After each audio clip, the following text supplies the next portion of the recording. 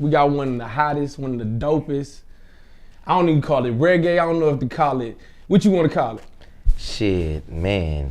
What, reggae fusion? Yeah, reggae fusion. One of the dopest artists in the city of Houston. You know what I mean? Any worldwide. Don't sleep on that. For sure. Peppa Don. For sure. Deep Peppa. You understand me? Yeah, man. Well, what's good, man? You know, the first time I seen your shit, bro, I think it was the video you was singing outside somewhere. You had like the hat on. You was at work or some shit, right? Yeah. And I had hit you. I had seen your music on SoundCloud. I was like, man, I want to shoot a video. This is before I was even shooting video. I had just got a camera. Yeah. And it's like we could never link up to actually make the shit happen. Yeah. But I've been watching you ever since, dog. You're a very dope artist, bro. Thank you, bro. It's crazy because that video is actually the video that kind of had me with like a little buzz in the shit. That's back when it was like 15-second videos too. Right. So it was, you know what I'm saying? You had your little time to shine and that was it. So I had a few little notes I could hit, you know what I mean? But yeah, I was definitely, I was working at Maggiano's. I was in a dish room. Oh, shit. Yeah, I was making like $10 an hour washing dishes at Maggiano's. My tickets would be like 300 every, You got to get through the day. You was singing in that thing? What? That's why I came up with that. Yeah. I was just singing it over and over. I never wrote it. That was like a freestyle. I never wrote those lyrics. Yeah. It was just all a part of, you know what I'm saying, what I was going through. I actually was talking about something because this little chick had tried to like kind of play me because I was working there at that time. And so I was like, don't judge me, you know what I'm saying, from what I got on. So when you see me, don't judge me. Whoa. Oh, no matter what they say, me happy make a way. Me get down on me knees and yeah, me happy pray. Yeah. So that whole, when you see me, don't judge me. Yeah. That's how that came about. Like, shoot, I might be like this right now, but I'm on my grind, you know. And I had just been home from prison like 2 years, so yeah. Dang, you did a bid. Yeah, I did a bid. Man. Bid. How that change you? Man. Well, you know, I got locked up when I was 14, bro. I got locked up when I was young, you know what I'm saying? So, I was still a child, you know what I mean? So my mind, my thinking wasn't even fully developed. So I went through the stages, you know what I'm saying, growing up in there. And first I started off in juvenile for 2.5 years and they transferred me to TDC. And I was in TDC, it was the same, you know. But I was blessed, man. Like God had his hands on me the whole time throughout there because it could have been way worse for me. You know, I was blessed to be around people that guided me in a good direction sometimes, you know what I'm saying? But I really was blessed to want to seek the knowledge that I seeked and even like spiritual growth. You know what I'm saying? You know, I got baptized in prison. You know what I'm saying? That's why I got baptized there, yeah. So, you know, I definitely went through my stage. I got out in 2012. And I was 23 when I came home. So yeah, it was a different, so I had to adjust to being a grown man, an adult, you know what I mean, out here. So, you know. That'd be a crazy experience. Man. Looking at it for what it is, like you coming into it as a kid, you know what I'm saying, being locked up and not seeing how things is transforming, and then you coming out as a man. That's crazy. I didn't even think about it like that. Man, I remember I came home and like the toilet flushed by itself and shit. I was like, what the? Like, well, we can cuss, I can cuss. Yeah, for sure. Yeah. For sure. Like the toilet flushed by itself and stuff. Like we went to the McDonald's, like they had the touch screen. I was like, dang, like I went to start touching everything thinking it was touch screen. People was laughing at me. But it was wild, man. You know, it definitely, man, prison definitely is a thing that people, they only talk about. Oh, fix that for me. They only talk about the war stories. You know what I'm saying? They never talk about how them people really oppressing us down there. Like, unrightfully so though. Like I understand we all committed a crime, but when you really learn about life, when you really learn about America, when you really learn about the world and how it works, you know that, yeah, everybody is committing crimes. It's just about whose team you're on and what's your perception of a crime. Right, because you end up in this system that's really a business. Oh yeah, it was a business, bro. They was getting paid to keep us down there. Mm-hmm. Like it was crazy. TYC, I say 75% of the people that I was in TYC with that had what's called a determinate sentence. That's to where when you had like more than 2 years. You know what I mean? Whether it was aggravated, non-aggravated for the offense that you committed in Texas. But you could go to prison from TYC. Like you could be transferred. So it wasn't even like behavior based.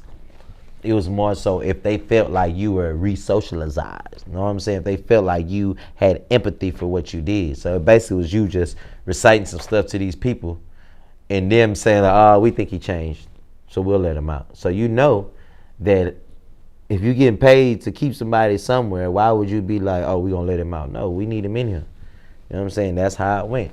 And once I knew that I was already going to prison, it ain't make nothing no better. See, I knew that they was going to send me regardless, so I was just acting up. I ain't care back then. You was out of pocket. Damn. I was a different guy back then. But I thank God for it because it made me who I am today. It made me better. It develops growth, dog, when you get through those things. Yeah, for sure. And then you get fulfillment when you can look back at this shit and be like, damn, I came from that to this. Where I'm gonna go next? You know what I'm saying? Nah, I feel that. And now I can help these kids because I know what they going through. I know how they feeling. You know what I'm saying? So I can help these kids that's headed in their direction. I can help these youth that's already been through that and coming out of that. Young 23-year-old, been locked up all these years, don't know nothing about out here. You know what I'm saying? I can help them with that. You feel me? You find a place to relate to them. You can relate to them. It's relatability. Yeah. Because people don't be thinking when you young, it's hard to listen to people when you can't relate to them. Oh, for sure. Yeah. For sure. And you think you're grown. But you know, that's what God puts you through things for too. So for other people, that it just don't be about yourself. Right. You know what I'm saying? Like when you're a child of God, you got to come to the understanding that you are a servant and you have a job to do. So by you having this job, you have to be about that, or you just gonna get your ass kicked until you get on that track. You feel me? But shoot, I always try to bless others, bro, no matter what I'm going through, no matter how I feel, no matter how bad I'm doing. Sometimes it could just be a helping hand that could have been a big blessing. It ain't always about $1. You know what I'm saying? That's a man-made thing. See what I'm saying? So. Right. And as you say that, a lot of people end up in those situations chasing that man-made thing. Oh, yeah, man.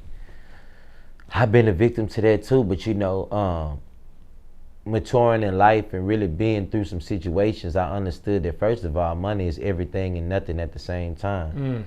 You know, we just do it. It's all about your purpose, period. And it takes time to find purpose. That's understood. But once you understand your purpose in life, you understand that this money is just a tool to do what we want to do. This money is just a tool. Like, I can never see myself being as rich as somebody like Kanye because I'm going to give away so much money, bro. Like, I could never have billions of dollars. Man, I'll wake up and just be like, you know what? I'm going to give $1 billion to such, $1 billion to such, because I'm already good.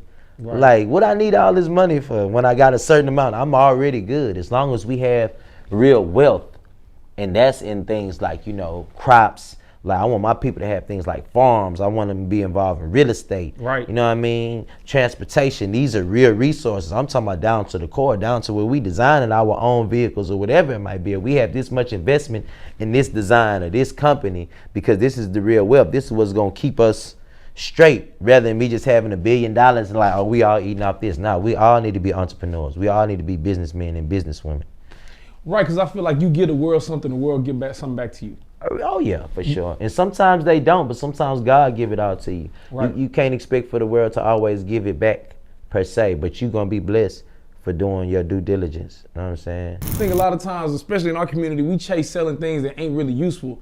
It's by, you know, entertainment or by, you know, popular demand. Popular demand. There you go. I mean, it's a form of business. I get it, but not to cut you off. No, you good, bro. I get it, but it's more so like this here, brother. I mean, we are put on this earth we have a job. You see what I'm saying? So with that being said, everybody don't got the same job. So we have to understand that it's just some people that's just naturally going to be haters. It's some people that just naturally going to be the bad guys. Right. Like, you have to have this. This has to exist. That's the balance. That's the balance. Right. But now we have to learn how to stay in this lane and on this track, and we can't let that squander our goal. So now it's not about having money, it's about having goals. I need this money to accomplish this goal. Not saying that you can't have a financial goal, but what is the sum of the financial goal? You had this financial goal. What are you about to do with that financial goal? I need 70,000 to invest in such and such and such. I need 70,000 to put in such and such. I need 70,000 to, you know what I mean? Whatever it may be. Right. You know what I'm saying? Let that be the reason. Don't make it just be, oh, I just want a lot of money. Because guess what? When you pass away, brother, your money's not coming with you. It's gone. Bye-bye. You're not going to have any pockets. Right. You're not going to be here. Your money's going to be here and you're going to be gone. And people are going to be fighting about your money if you didn't write a will. And then if you didn't do anything with your money and your money can't justifiably be accounted for, it could also get taken. You know what I'm saying? Like boys, especially boys that be out there in these streets playing with 6 figures and going and blowing it, bro, you need to invest this bread, but you need to invest in things that are real riches, not just money. I said riches. Money is not the only thing that holds value on this earth, clearly. Exactly. You know what I'm saying? So these are the things we got to learn how to turn that money into other stuff. We got to learn how to turn that money into, you know what I'm saying, real resources. Like how you got 100K? Bro, do you know right now, bro, I got a dude that was born in Jamaica. This man got a water plant. He has a water plant. And then what people don't understand also is credit, building your credit. God. Building your credit. These how these people operate. They don't spend all their money. That's how they stay rich, because they don't even spend the money. Once they have the value, which is the credit, like boom, it's just like a face card. Like, oh, I know you good in the streets because you always be having money. You always come back. You always on time. Once they have that, you know what I'm saying? They just throw you the money without a question. What? You can go get it funded. I don't got to pay for nothing. Right. Know what I'm saying? Or you can get a proper loan and really pay that off. Like really actually do what's supposed to be done with that loan. You know what I'm saying? That it can help you if you don't have enough money. You see what I'm saying? But when you build your credit, you'll have more power, even in business. It's not going to take as much money as you think it's going to take to get it jumping. And then you can still dump money in your marketing and promotion. There you go. You can still dump money in that. You see what I'm saying? So this is what I'm trying to get brothers to understand what value really is. First of all, you have to value thyself. So you can't feel like you're not that same person just because you ain't got that money. And that's our biggest thing, because I know I feel like that to this day. Right. Let me not have some money. I'm tweaking. You understand me? So this is what I'm trying to overcome, even within myself. Like, see the real value, man. My heart has value. My talent has value. Right. My mind.